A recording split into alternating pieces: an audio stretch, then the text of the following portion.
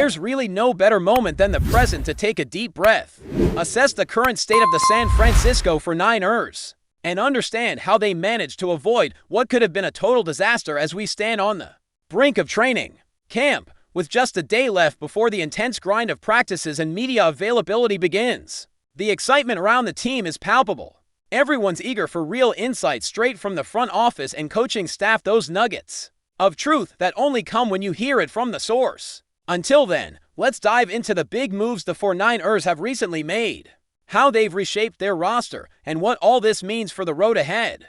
One of the most compelling storylines heading into camp revolves around how the 49ers dodged a nightmare scenario that many fans feared might unfold during the offseason.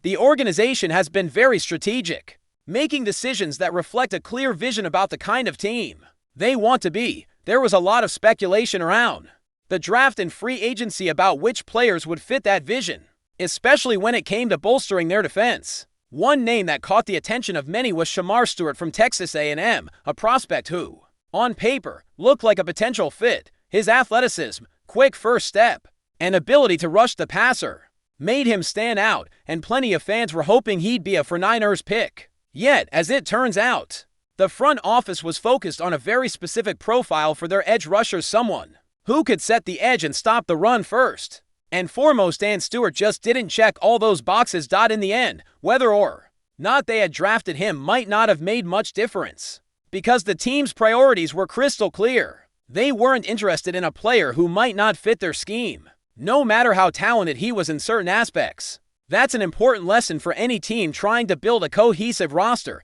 Fit and role matter just as much as raw ability.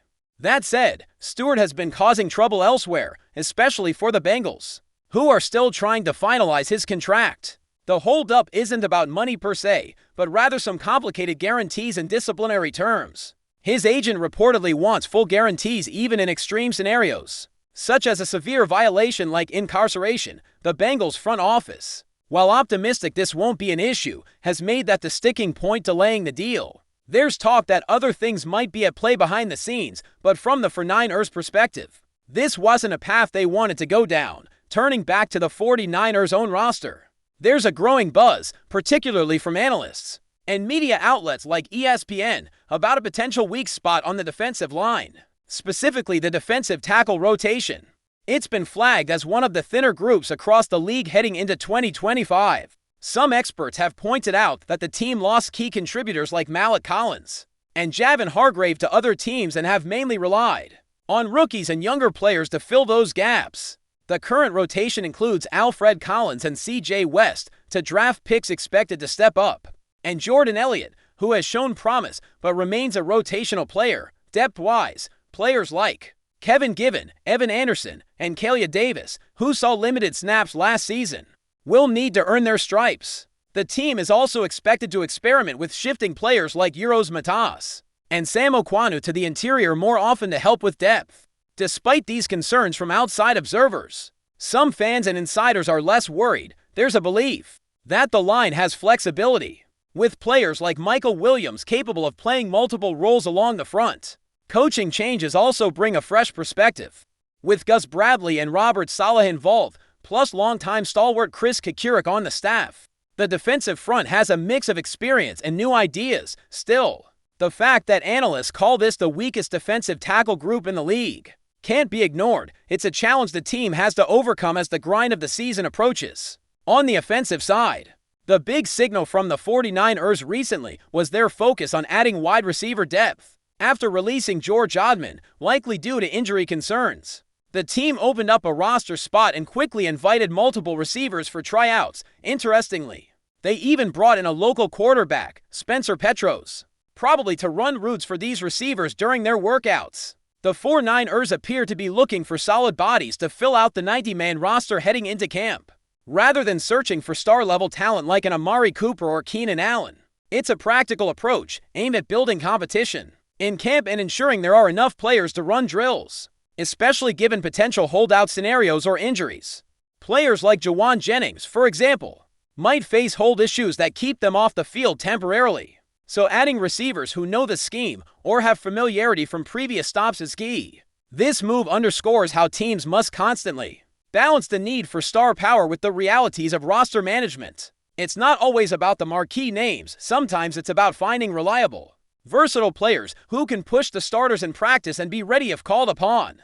The next couple of days will reveal how these tryouts pan out and whether any of these hopefuls stick around to make an impact. Also, fans are eager to see if Ricky Pira, who has battled injuries, will be ready to contribute this season.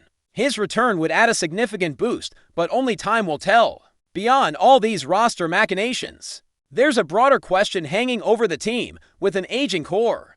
Is this roster truly built to contend as training camp approaches? It's the most crucial moment to start piecing things together, to gel as a unit, and to iron out any kinks before the regular season kicks off. Analysts and fans alike ask, can this mix of veterans and young talent still compete at the highest level? Looking at the individual player level, some of the team's older stars continue to defy father time. George Kittle, for instance, remains one of the best tight ends in the league. Last season, at age 30, he hauled in 78 catches for over 1,100 yards and scored 8 touchdowns. His production ranked him third among tight ends in receiving yards, and his consistent All-Pro selections speak volumes about his impact. Kittle is a unique player who seems to improve with age, much like fine wine, and he's on track to break NFL records for tight ends with multiple thousand-yard seasons. Trailing only Travis Kelce in that category, fans and analysts alike expect him to raise his game again in 2025. Trent Williams is another seasoned pro who still dominates when healthy. Although he missed time last year due to injury when on the field, Williams remains one of the league's premier left tackles. His pass-blocking efficiency, allowing only 1 sack on hundreds of snaps, and maintaining a low-pressure rate, cements his status as a future Hall of Famer at 37. The expectation is that Williams will bounce back and anchor the offensive line once again, providing protection that allows the offense to operate smoothly. Kyle Juszczyk, the fullback, rounds out the trio of key veterans on the team who are still performing at a high level despite being over 30. With 9 consecutive Pro Bowl selections and multiple All-Pro nods, Juszczyk has become an essential piece of the offense. His blocking and receiving skills help revive the value of the fullback position, which had seemed almost extinct in today's pass-heavy NFL, thanks to players like him and Patrick Ricard elsewhere in the league. Fullbacks are seeing a resurgence in importance. When ESPN recently released its latest NFL roster rankings, the 49ers landed impressively in the top 10, the team's tight end group, led by Kittle but also bolstered by additions like Luke Farrell and Ross Dwelley, was cited as a major strength. Farrell, a low-profile free agent signing, has yet to catch a touchdown but excels in blocking, something that fits perfectly with the team's scheme, especially in creating opportunities for the skilled players to get open routes. There's speculation about whether the 49ers might pursue Noah Fant, a former Denver Bronco and Seattle Seahawk, to add more firepower at tight end, but so far, the investments made in Farrell suggest a strategic approach focused on blocking. First, that same ESPN analysis highlighted the defensive tackle rotation as the team's biggest weakness, raising questions about depth and durability. Another X factor they mention is the health of Christian McCaffrey and wide receiver Brandon Ayuk. Both players' availability and performance will heavily influence the team's ceiling this season. Ayuk, in particular, is still recovering and might not reach full strength for several weeks, which could delay his ability to contribute consistently if both return to form. The 49ers' arsenal of playmakers will be daunting for any opponent. Otherwise, the team will likely need breakout performances from younger players like Ricky Pearsall and steady contributions from veterans like George Kittle and Jawin Jennings to stay competitive. But before we dive in, don't forget to subscribe to 49ers Zone and hit the like button on this video. Your support helps us keep bringing you the latest updates on the San Francisco 49ers. And don't forget to share your thoughts on the news in the comments below.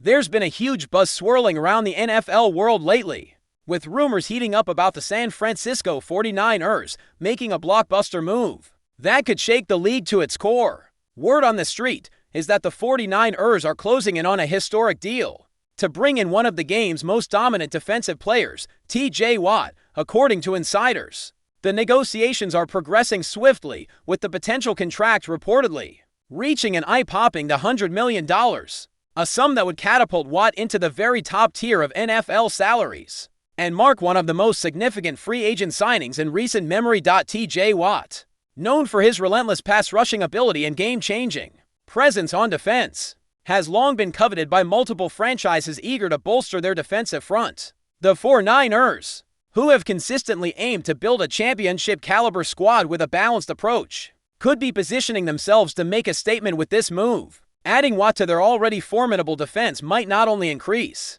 their chances of a Super Bowl run, but also send a message to the rest of the league that San Francisco is ready to dominate for years to come, of course. Such a monumental deal would come with its own set of challenges and questions. The 49ers' salary cap situation is always a puzzle, and locking up Watt at this level could mean some tough decisions elsewhere on the roster. But from what the insiders are saying, the team's front office and coaching staff appear committed to making the necessary moves to accommodate the star edge rusher. Sources close to the negotiations hint that Watt is intrigued by the vision the 49ers have laid out, and the opportunity to play alongside a defense already loaded with talent.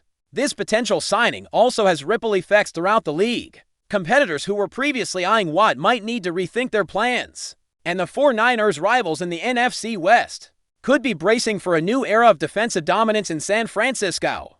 Whether this deal ultimately comes to fruition or remains just a tantalizing possibility, the buzz itself has already energized fans and pundits alike, sparking endless debates about how this acquisition would reshape the NFL landscape. While nothing is official yet, the whispers keep growing louder. The $200 million figure, if true, would set a new benchmark for defensive contracts and highlight just how valuable an elite edge rusher like TJ Watt has become in today's pass-heavy NFL. As the offseason unfolds, all eyes will be on the 49ers and Watt, waiting to see if this rumor transforms into a reality and how it might change the course of the league's power dynamics for the foreseeable future. That's it for this update. If you enjoyed the video and want to keep receiving exclusive news about the San Francisco 49ers, make sure to subscribe to 49ers Zone and give this video a like. We always look forward to hearing your comments and opinions. See you in the next video.